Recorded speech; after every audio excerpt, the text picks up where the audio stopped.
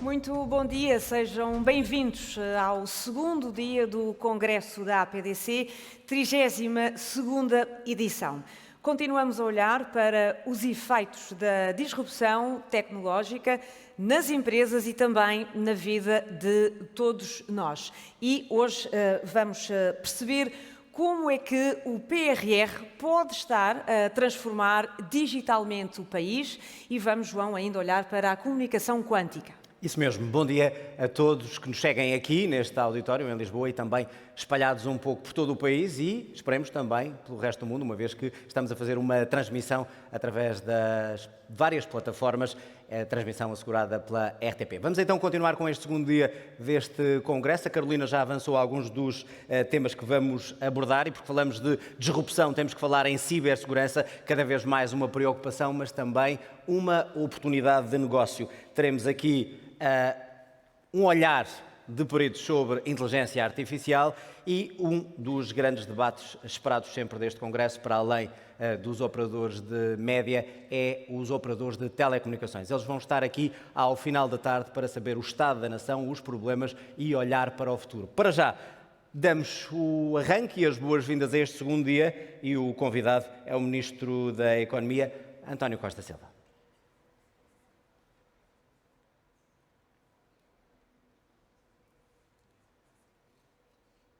Muito bom dia a todos. Queria agradecer muito o convite do engenheiro Rogério Carapuça para estar aqui esta manhã, partilhar convosco via vídeo um testemunho para a conferência digital da APDC. A APDC tem sido uma força motriz em Portugal na reflexão sobre o desenvolvimento das tecnologias de informação e comunicação, sobre a digitalização, sobre o impacto que tem na economia e na transformação da vida das empresas e das pessoas. Nós estamos a viver tempos que são absolutamente fascinantes, embora sejam tempos que também contenham algumas ameaças que devem ser analisadas, discutidas, escalpelizadas e também consideradas em termos das políticas públicas.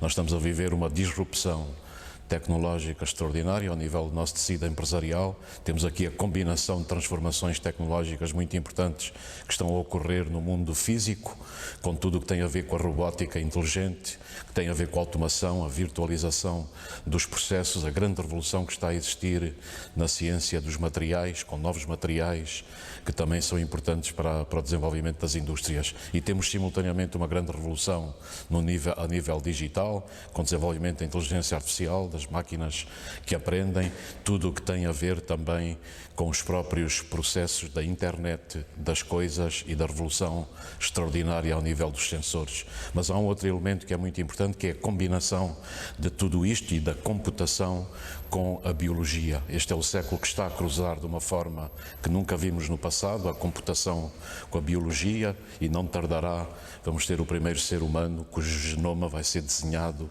e editado à nascença. E isso coloca problemas novos do ponto de vista ético, deontológico, que também temos que tratar. Mas no que concerne sobretudo aos processos de digitalização, a economia portuguesa está a experienciá-los de uma forma cada vez mais evidente e transversal em múltiplos setores.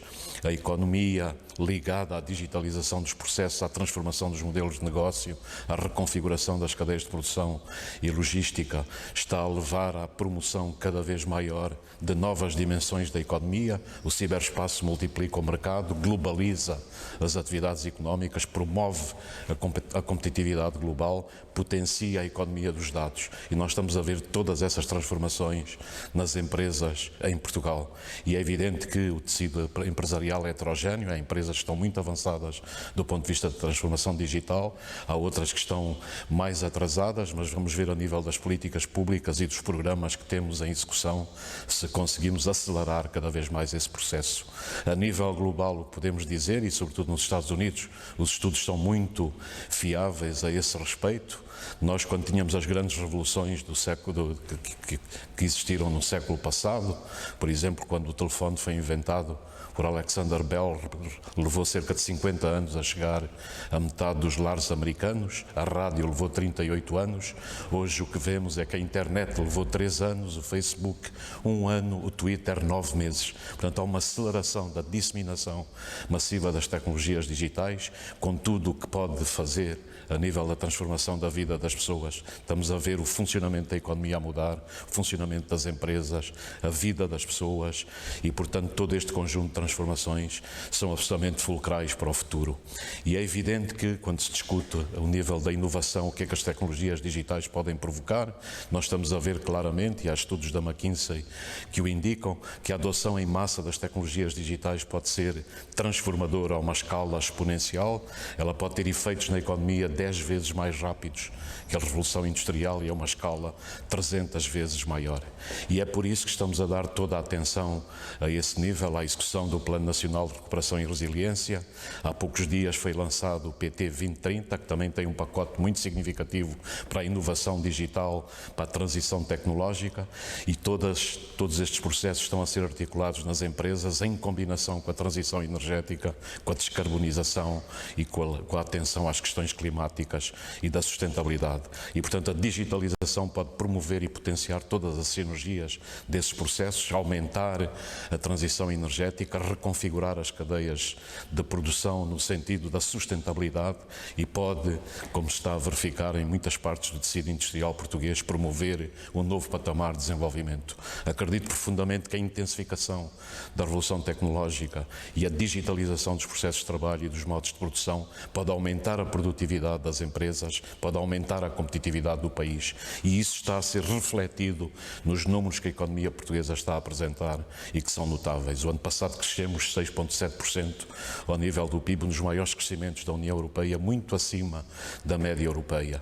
Há 6 ou 7 anos consecutivos que crescemos acima da média europeia, a única exceção é 2020, e portanto estamos também a utilizar todos estes processos para promover o processo de convergência com a União Europeia.